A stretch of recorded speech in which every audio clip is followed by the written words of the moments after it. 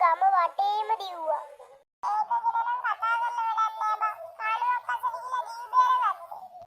ඒක නෙමෙයි.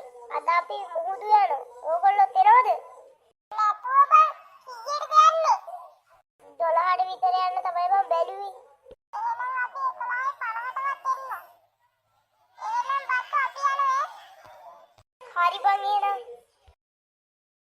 මේ ළමයි නින සෙල්ලම් කර ඉන්නකෝ. තාත්තේ. මම එහෙනම් අර පැත්තට ගිහින් එන්නම්. එහෙනම් උඹලා දෙන්න ගිහින් ආපන් මම නම් එන්නේ නැහැ බං නාන්න.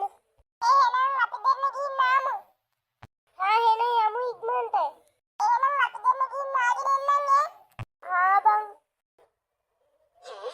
මොකක්ද කො මේ පහනක් තියෙන්නේ?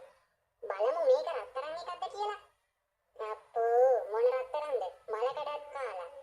අපිට හම්බුනොත් හම්බෙන්නෙම මේ වගේ වැඩකට නැති මගුල් තමයි.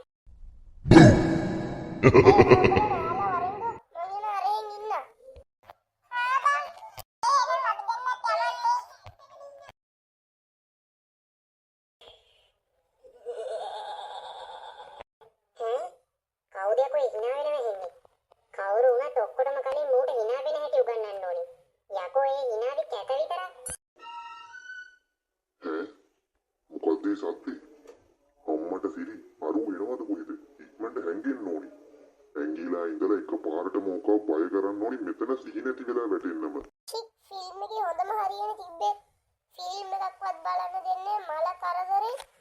යකෝ ටීවී එකක් දාලා ගිහිල්ලා. වෙලාවට මං ආවේ. යකෝ මෙන්න හොල්මන. බුදු අම්මෝ. මොකක්ද ඔය උනේ? යකෝ දැන් මං එකයි මූව දැකලා බය වෙන්නේ. ඒ වුණාට මූනේ මාව දැකලා බය වුනේ. යකෝ මූ සද්දයක්වත් නෑනේ. බෙට්ටියේ වැදුණු පාරට මැරිලාද මන්ද? මැරෙන්න විදිහකුත් නෑනේ. මූ කොහොමත් මැරිච්ච එකෙක් නේ. මෙන්න මූට සිහිය ඇවිල්ලා. මම්මේ කොහෙද අප්පා ඉන්නේ? අම්මට සිරි මේ අර මාව පහනෙන් බේරගත්ත මල්ලිනේ. බලහන්කෝ මල්ලියේ මට කලින් අසුර ගන්න බැරි වුණානේ.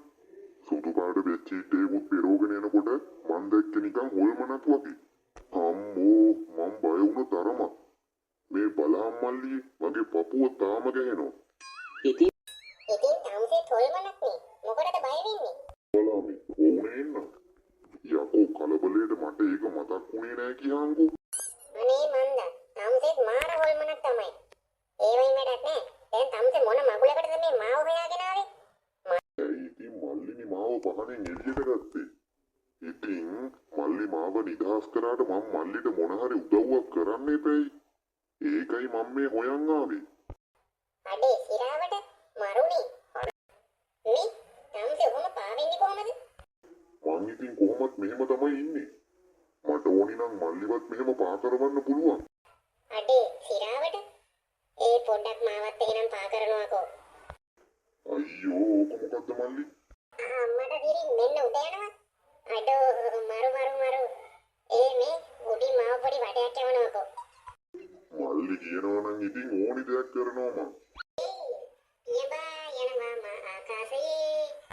බලාගෙන බිත්තිය. අම්මෝ යකෝ එච්චර කියලාත් කෙලන ඇරියනේ බිත්තිය. අඩේ සෝරි මල්ලි මං දැක්කේ නෑ ඒක. මේක එන ආතල්ලෝයි. මාව තව උඩට යවනවාකෝ. මාටින් මොකක්ද බිත්තිය නැත්තේ නැහුනේ? මං දැන් එකපාරකුත් කිව්වා නේද සද්ද